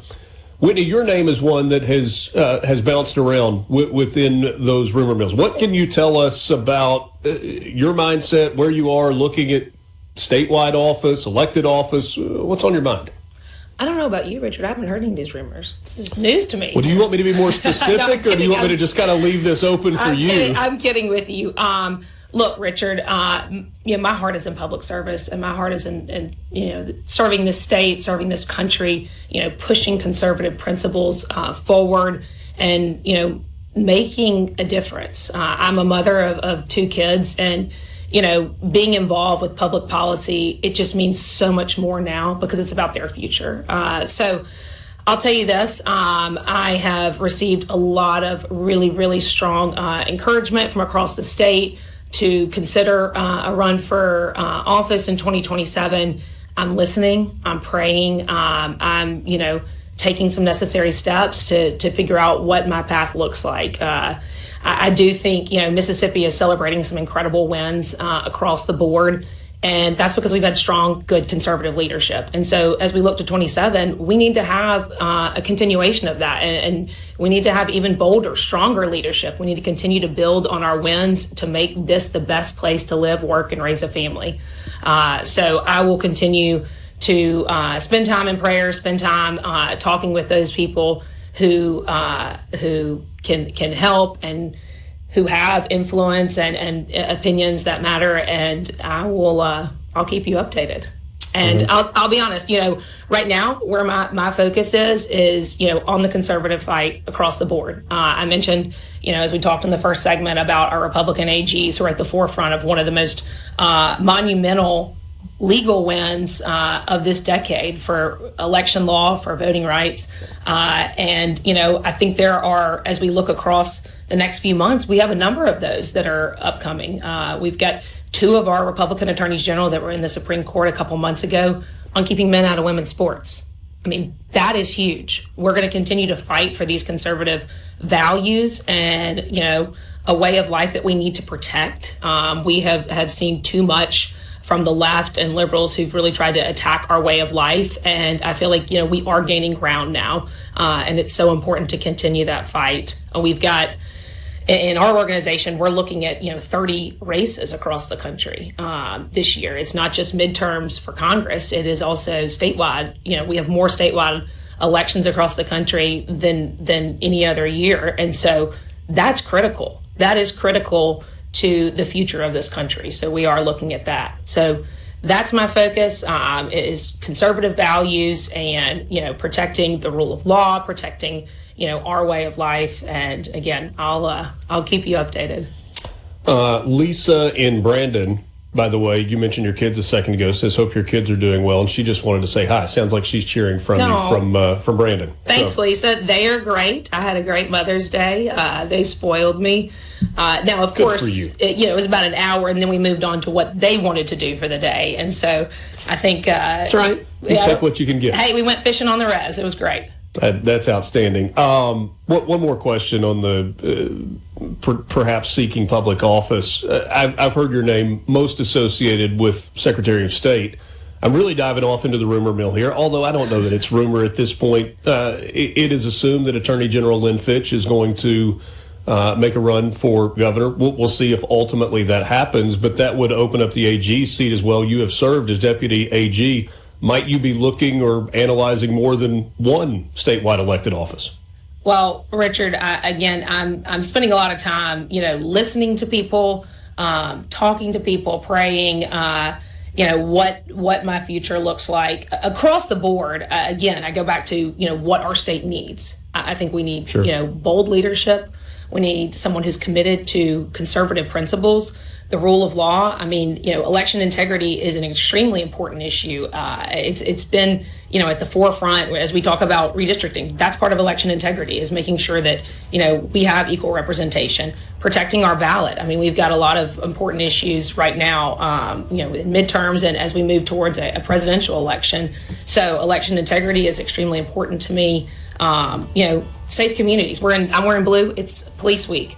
Law and order is so, that is the bedrock of good communities, is that we have safe communities. And so I tried to nail you down. You wouldn't take the bet. So, hey, I really appreciate your time, and especially the insight on some of these orders and some of what the next few weeks may look like. Interesting time in Mississippi. Whitney, thanks so much for joining me this morning. Thanks for having me. It was a great time. We'll talk soon. Mornings with Richard Cross, Super Talk Mississippi. Guns and money. Dad, get me out of this. Ha!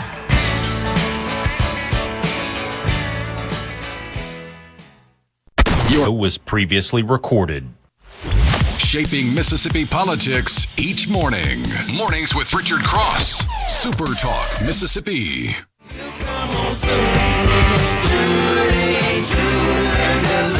Joined this morning by the governor of the great state of Mississippi, Tate Reeves, and pleasure to have you on as always. Appreciate your time and look forward to diving in. There's a lot going on, I think, some of it behind the scenes and some of it a little more out front. No doubt, Richard. Thanks for having me on. It's always good to be on Super Talk Mississippi. I was under the incorrect assumption that in the middle part of year 7 of one's gubernatorial term, things are going to slow down a little bit. But fortunately, I think it speaks to the positive things happening in our state. We are wide open, and it is... all of my constituents will be happy to know it is still a 7-day-a-week, 24-hour-a-day job, and most of those hours each day we're still having a lot of fun growing Mississippi's economy and improving our educational achievement levels, and I'm just excited about the future of Mississippi and appreciate all of the work that's being done both out front and behind the scenes by folks across our state to make Mississippi continue to grow. Do you believe in the idea of a lame duck period at the end, especially of a second term as governor, or can you still be effective in terms of leadership and getting things done? Well, I think certainly if you look at just from a legislative standpoint, it does get harder. But if you look at the session where they set a day aside for the intentional purpose of coming back and trying to override vetoes on non-conservative legislation, and they were unable to get the votes to do so, I feel pretty good about where we are in terms of affecting policy. And the reason for that is because when we make decisions on legislation, whether it's to sign the bill or or to veto what we view as bad things. It's coming from a conservative philosophy. And the fact of the matter is that the vast majority of Republicans in Mississippi are conservative. And because of that, we tend to have very strong support from people all across the state. And because of that, it gets harder to get a majority of Republicans to want to override a conservative Republican governor. And so I feel very confident in where we are. And what I've told our team repeatedly over the last couple of years, we're going to have a crazy time in Mississippi over the next year and a half from an election standpoint. Our job is to keep our head down and continue to grow this momentum, so much so that it doesn't necessarily matter who gets elected governor next, that we have so much momentum that it'll take them a couple of years to kind of figure out what they're doing in this position. But if we have such strong momentum that can continue to grow, that's what our focus is on. And I think you're seeing it right now. We announced, as an example, on Monday, a new economic development project in Batesville, Mississippi. Yeah. I'm actually leaving from here today to go to Batesville for yet another project there in Panola County, a fairly large project with $70 million capital investment, 50 jobs. I talked a lot about this when I ran in 2019 and particularly in 2023 with the explosive growth that's happening and has happened over the last 20 years in DeSoto County, with what's happening in your neck of the woods in Lafayette County. Now we're seeing Tate and Panola and Marshall counties with just huge economic successes that they're literally racking up monthly. That entire region is doing phenomenally well economically, and I think that's a great thing for our state. There's a lot to unpack on the economic development side, and we'll get to that in a second. You brought up the vetoes. I want to go back to that as well, but I do think we need to at least start with what I think is the elephant in the room. There is a special session that you have called that is to begin 1 week from today.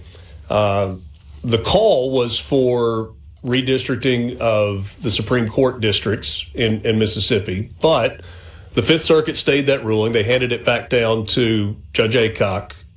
I guess we've got to wait and see if she's going to vacate the ruling since it was remanded from the 5th District. Is there still going to be a special session a week from today? Well, let's start with trying to explain so that every viewer understands the distinctions. We have 3 separate and distinct issues that the state has to deal with. Number one is the one that is the most sexy, and that is congressional redistricting. Right. And that is what's going on and sweeping the country right now. The reason that is such a big deal right now from a congressional redistricting standpoint is because the Voting Rights Act was passed in the mid-1960s. I will point out that a higher percentage of Republicans in the Congress voted for the VRA than the percentage of Democrats. But the Voting Rights Act was passed in the mid-1960s, in 1965. And since that time, the National Democrat Party has used it to partisan gerrymander the states that they control to benefit the Democrat Party through the legislative process. And then in all the other states where the Republicans control, they have exhibited a strategy that has been referred to sue until it's blue. And so they have sued through the courts and gerrymandered districts in Republican-controlled states, again, just to benefit the National Democrat Party. That's the reason that the Democrat Party over many, many years, as they have shifted further and further to the left, have continued to maintain competitiveness in the Congress. It's because they've gerrymandered their states, and that through the courts, they have forced Republicans to not be able to look at the congressional districts on a partisan basis. And so that's what the significance of Calais was. And so the congressional districts in Illinois and what they tried to draw in Virginia that has since been overturned by the Virginia Supreme Court would be examples of Democrat gerrymandering in those particular states. That is exactly right. I mean, in Virginia, where, we have a saying in my office, we talk about it a lot.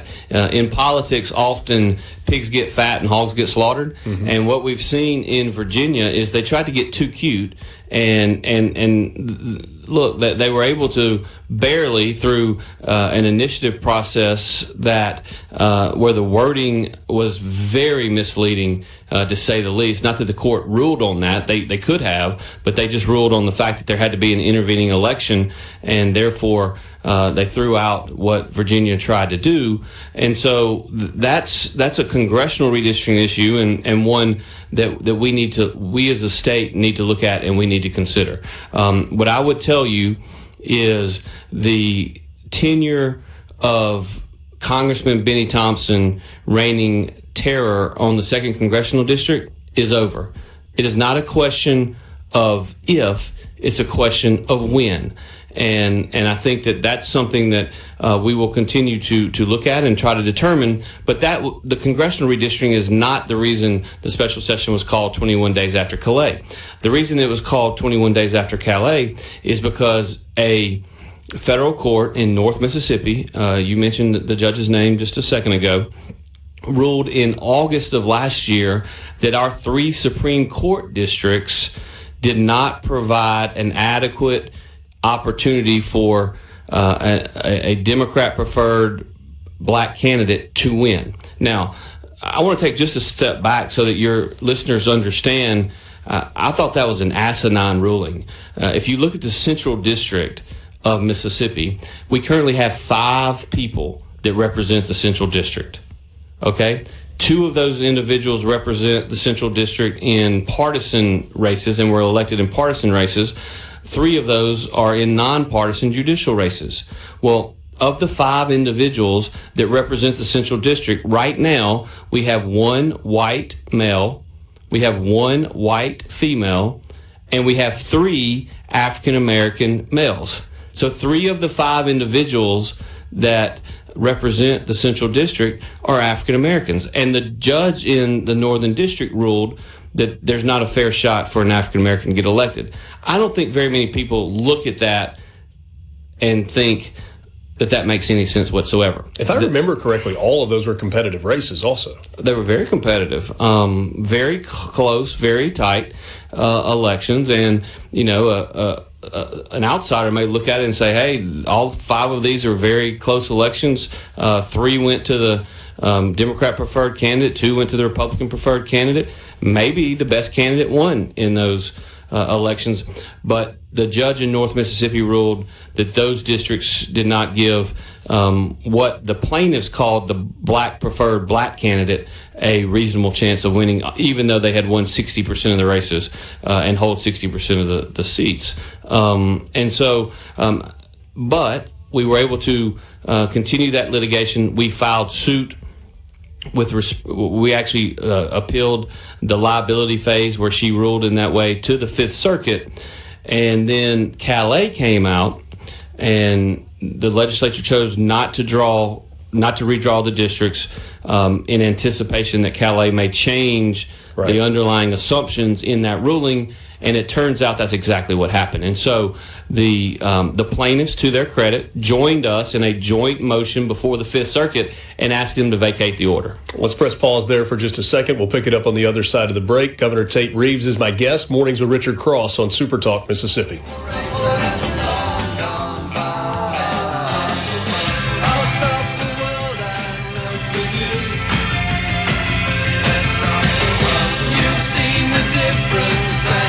Getting better all the time.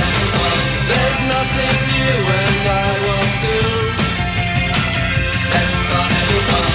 I'll stop the world and melt with you. From the Venable Glass. Mornings with Richard Cross here on SuperTalk Mississippi. What else? And always on the SuperTalk app.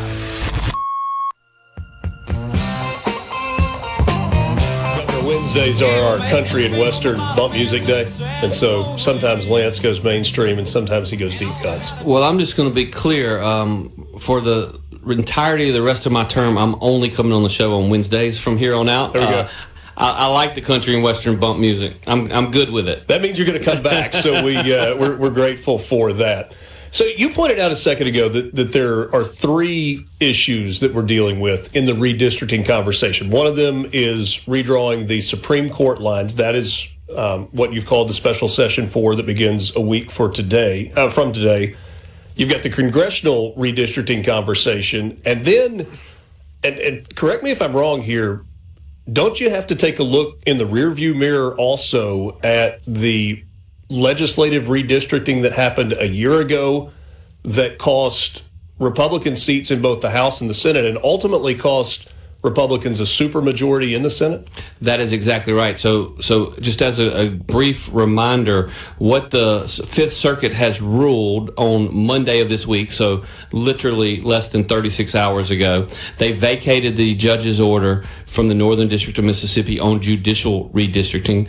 Yesterday, Judge Aycock in the Northern District gave both parties 14 days to opine as to where this litigation should go from here. Okay.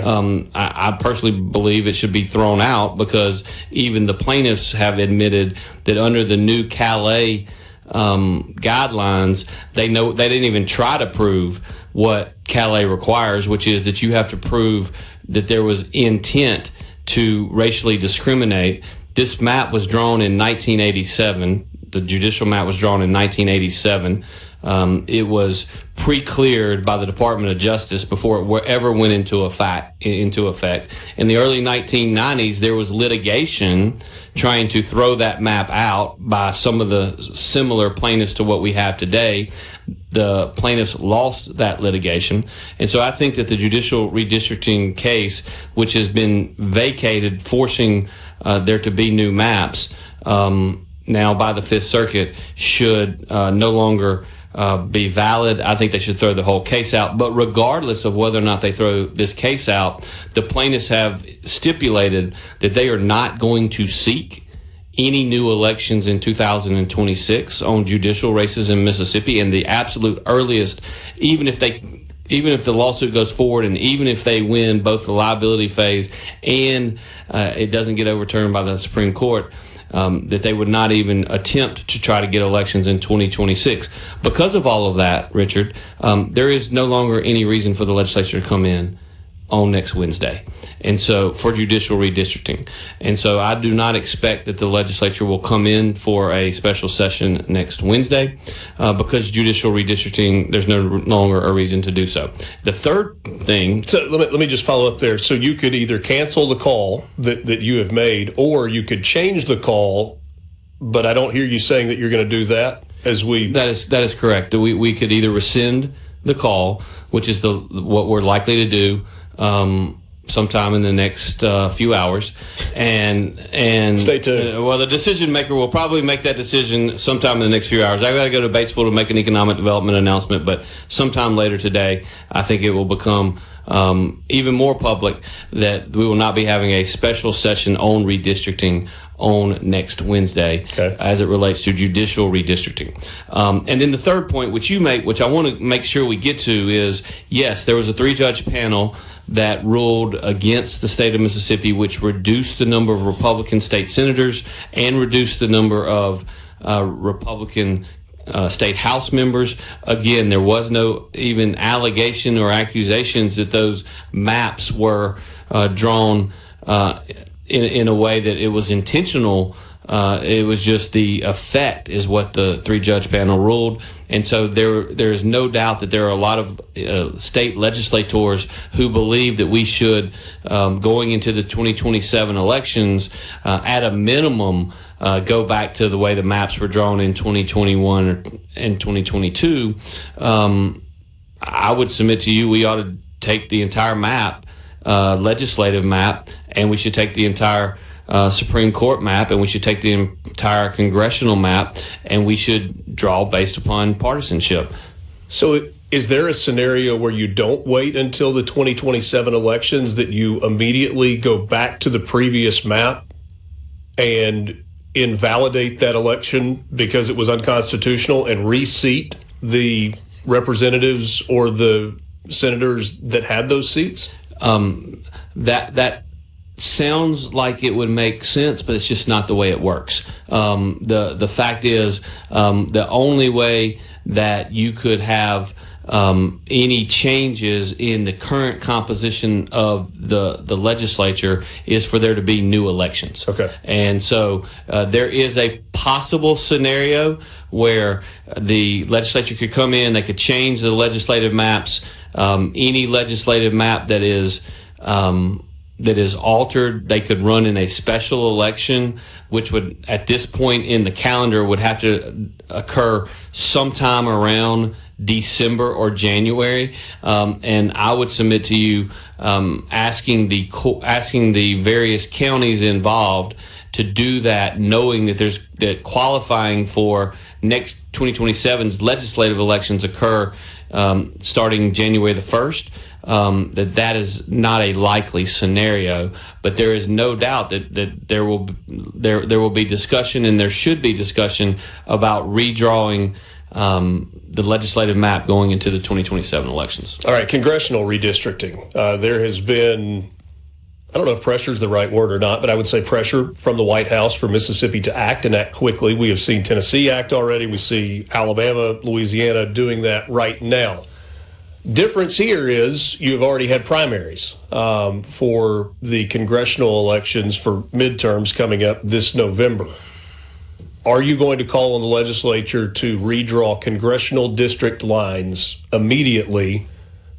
And then what does that look like if the answer is yes? Well, I would disagree slightly with the notion that there has been pressure by the White House at this point. Encouragement? There has been pressure or encouragement by the White House at this time to redraw the congressional map. Now, having said that, we've had lots of conversations with our friends at the White House all the way back to October of 2025 with respect to the potential for redrawing the maps. Now, where we find ourselves today, there are a lot of people inside the state, mainly politicians who are running for office in 2027, that are trying to make hay on this particular issue, whether they've announced or not. This is this is going to be the silly season in Mississippi politics. Over the next and we year and a are half. here for it, by the way. It is great for your business model, and I think that's a good thing for you and this organization. But there are a lot of people in the state of Mississippi talking about it because we've seen what's happened in other states. I would submit to you that no one is working closer with the White House on what the congressional maps in Mississippi look like than I am. Again, we have been in constant conversation with the political team at the White House. I have literally met with the president in the Oval Office within a couple of months ago when I was in Washington. Understand something that maybe, while it may be in the best interest of individual politicians in Mississippi to talk about congressional redistricting, what happens in Mississippi doesn't happen in a vacuum. What happens in our state affects what happens in other states, or what happens in other states may affect what happens in Mississippi. So do you know, Richard, how many states in the country have already had primaries that could potentially, if it's legal to redistrict after the primary, they could redistrict today? I mean, Georgia had already started, and Brian Kemp has said that constitutionally they could not undo what had already been done, and so they would look at redistricting going forward, and it would happen, but it wasn't going to happen for this election cycle outside of Georgia. They haven't had an election day, but they started the process because they have early voting right. in Georgia. I have, of course, fought early voting in Mississippi because I think it's a terrible idea. But that notwithstanding, they had started early voting, and so it does not apply to Georgia. I'll tell you who it does apply to: Illinois.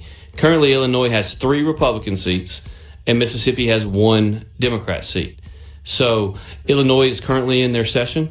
They have they're supposed to be done at the end of May. Heretofore, they have chosen not to redistrict, and the deadlines have actually passed on their redistricting proposals because they've already had an election. primary. And so we're monitoring that close. We're working very closely with the White House. But I'll end with this. I know you got to go to break. What I will say is I'm going to do what's in the best interest of Mississippi, and I'm going to do what's in the best interest of America, and I'm going to work very closely with the Trump administration to make sure we accomplish both of those goals. Do you have to hit the road right now, or you got time to hang for one more second? I can hang for another second. Great, because we've got much more to get to with the governor of the state of Mississippi, Tate Reeves. Mornings with Richard Cross on SuperTalk Mississippi, presented by Community Bank, online at communitybank.net. The C Spire text line is open at 601-879-4395. A man needs a woman.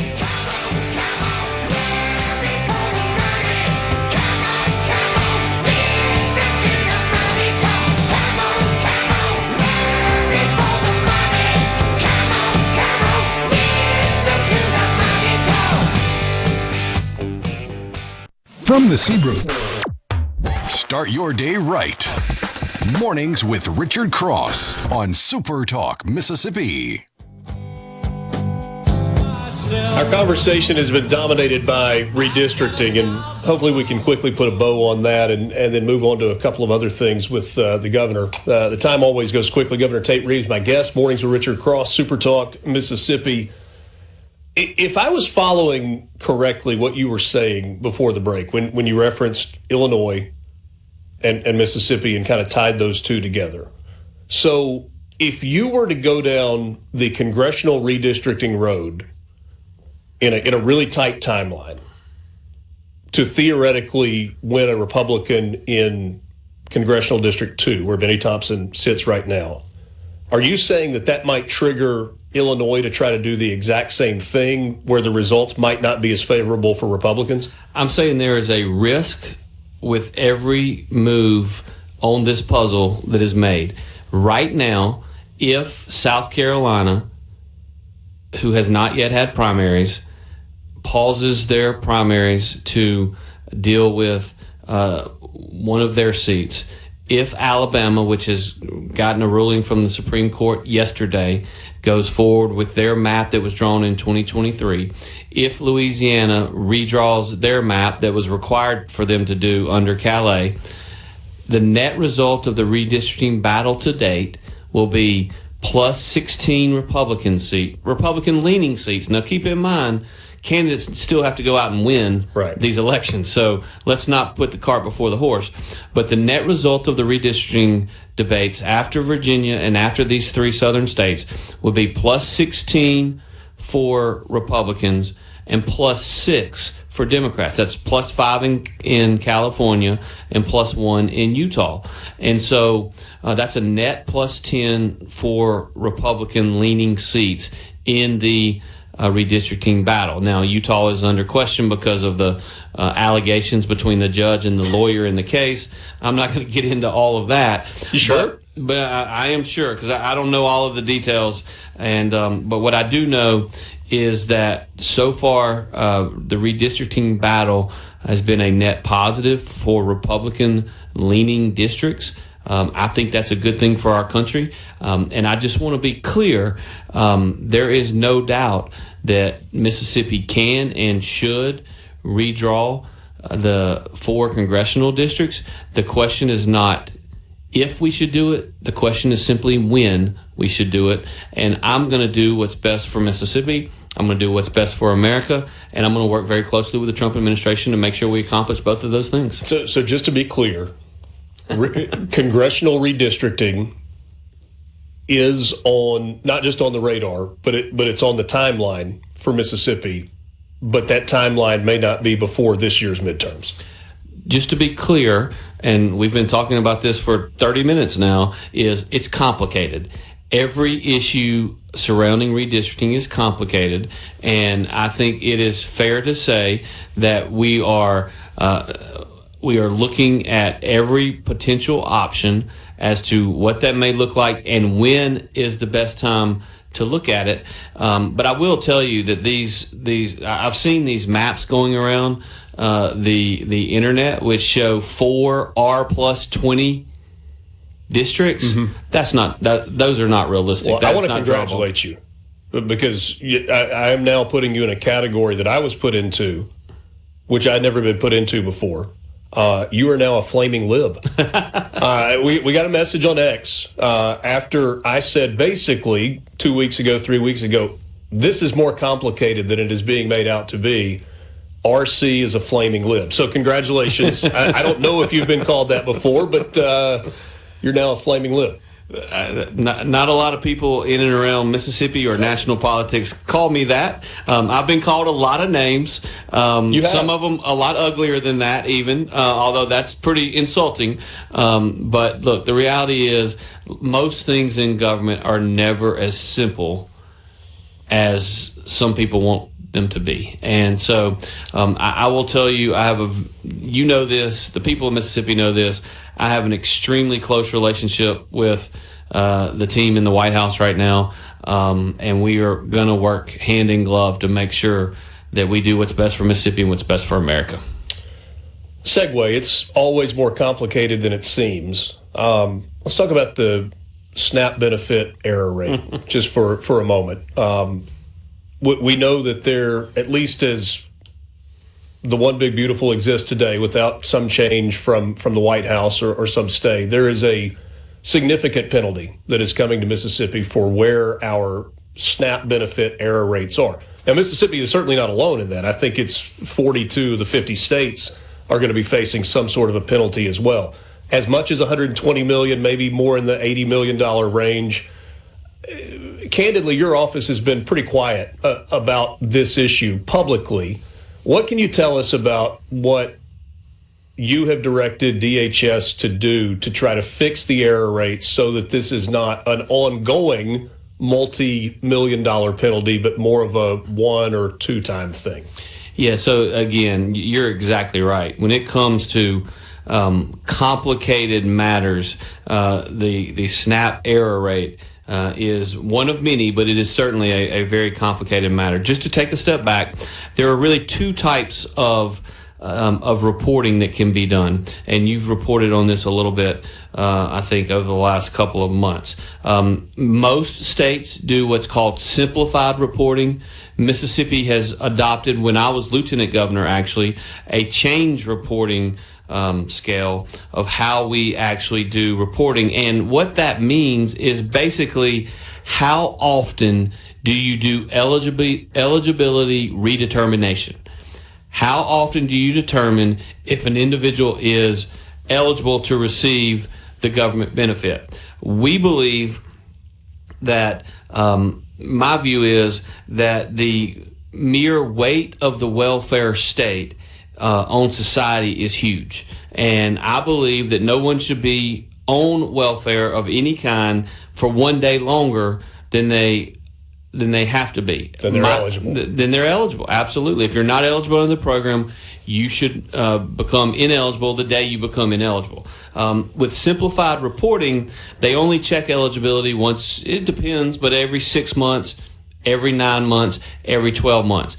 What happens when you do not check eligibility, and we saw this in Medicaid during the pandemic, during the pandemic, our Medicaid rolls increased by 200 to 250,000 people. We went from about 675,000 to over 900,000 people on Medicaid because the Biden administration said you cannot check eligibility. If you're going to get the enhanced Medicaid reimbursement rate, you cannot check eligibility. Well, one of the things that we do very often in Mississippi, both on Medicaid and all other welfare programs, is we check eligibility as often as we can.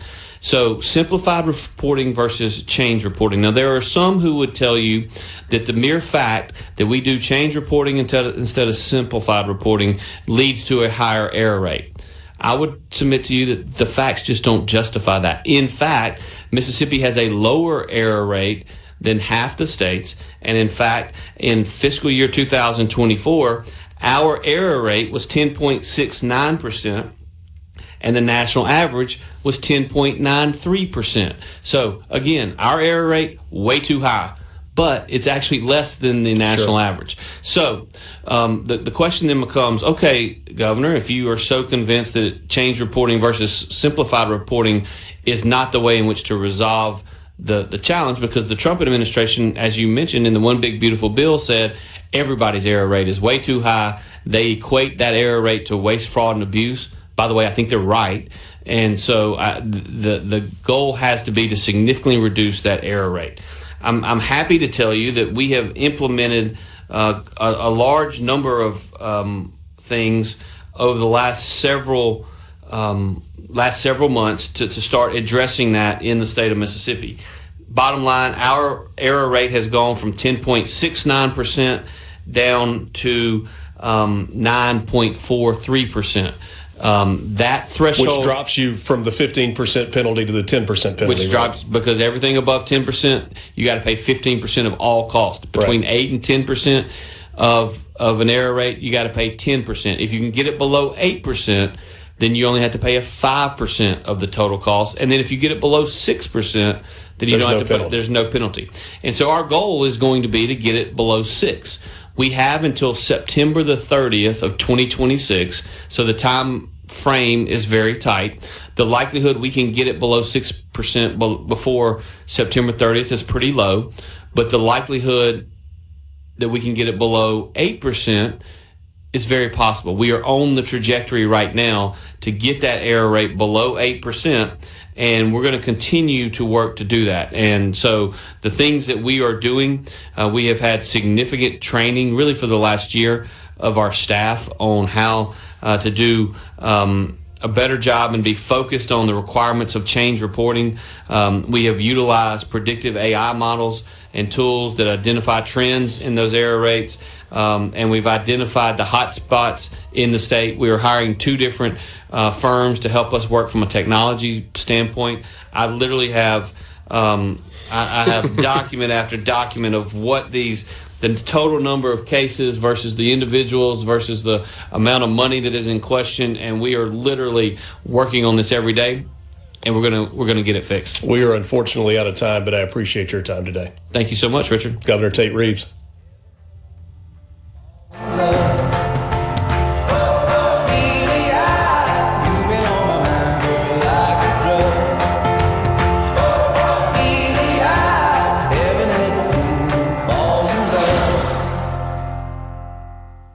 From the Venable Glass Track. From Sumner to Summit to Summerall, Richard has something for you. Mornings with Richard Cross on SuperTalk Mississippi.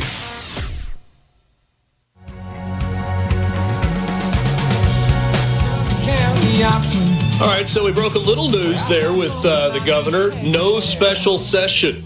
It was scheduled to go off a week from today, and the governor said that that will become official later today, so stay tuned for that official announcement. But we will not have senators, representatives, legislators in Mississippi back at the Capitol next week. So file that away.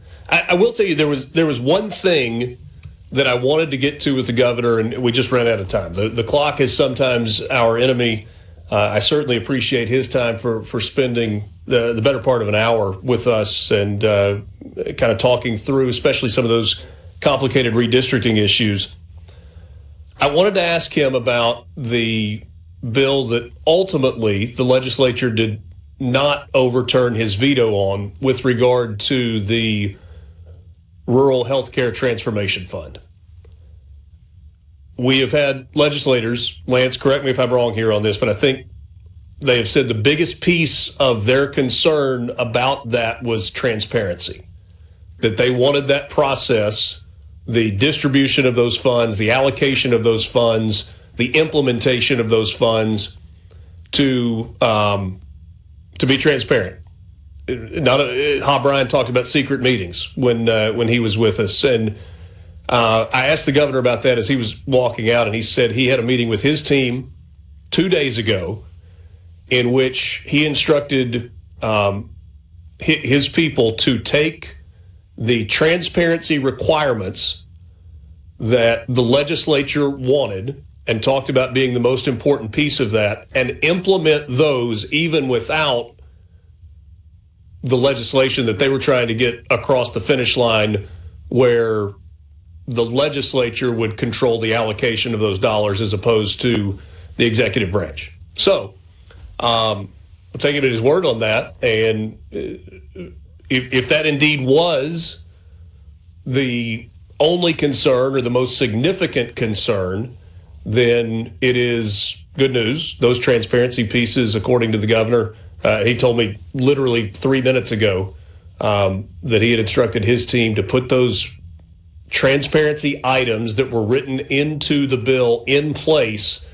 And he said the legislators that are involved with this are welcome to attend any meeting that we've got on this. We're going to be an open book in terms of the way those funds are allocated and distributed as part of the rural healthcare transformation process. And that's one of the pieces of the big, beautiful bill, $205 million that we had secured here in Mississippi, correct? For year one. It was going to be $1 billion over the course of 5 years. Yeah. So, I mean, obviously, anytime you're transparent and people have confidence in where those monies are going, I mean, that's what you want to hear. You want to see it in practice as well. And the governor's serious about that. I think recapping the redistricting conversation, if you were late joining us, certainly would encourage you to go back, supertalk.fm, or grab the Mornings with Richard Cross podcast. You can listen at your convenience. It's free through the SuperTalk Mississippi app, which you can download in the App Store or on Google Play. Lance also will have a lot of these clips online, right on the Mornings Cross Twitter feed, and they'll be anyway. You can find them everywhere. So the kind of the three legs of redistricting that we have talked about over and over and over: redrawing the Supreme Court district lines, congressional district lines, and legislative district lines. I think what you heard the governor say is he would like the legislature to take a look at all of those district lines and make sure that going forward, I guess let me pause for a second. One of the interesting things about redistricting and the Voting Rights Act and this Supreme Court decision, Louisiana versus Calais, you actually legally are allowed to draw district lines based on partisanship. You can do that. Being in power has its privileges. And if you are in power as Republicans or as Democrats, you can draw lines that are partisan based. What you cannot do is draw lines that are specifically race-based. Now there are some people that would say that's the same thing, that partisanship and race go hand in hand. I think that's a little disingenuous if that is your argument. Maybe less so in Mississippi than in some places, but so the Republican Party is in power in Mississippi, and therefore the opportunity exists to redraw lines: Supreme Court districts, congressional districts, legislative districts. The governor said, and this was a direct quote, "The days of Benny Thompson in power representing the 2nd District are over." But they're not over yet. It does not sound like there is going to be a strong push for Mississippi to do congressional redistricting before the November elections. But that certainly is going to be on the docket. And it's something that Speaker of the House, Jason White, has already said. One of those select committees that he put together, one of them is focused on redistricting as well. Obviously, the House and the Senate will have to work together on that here in Mississippi to ultimately get to the finish line. Again, my thanks to the governor, Tate Reeves, for joining us, and we appreciate you being with us as well. Mornings with Richard Cross, presented by Community Bank. Bank local, bank community, Community Bank, online at community.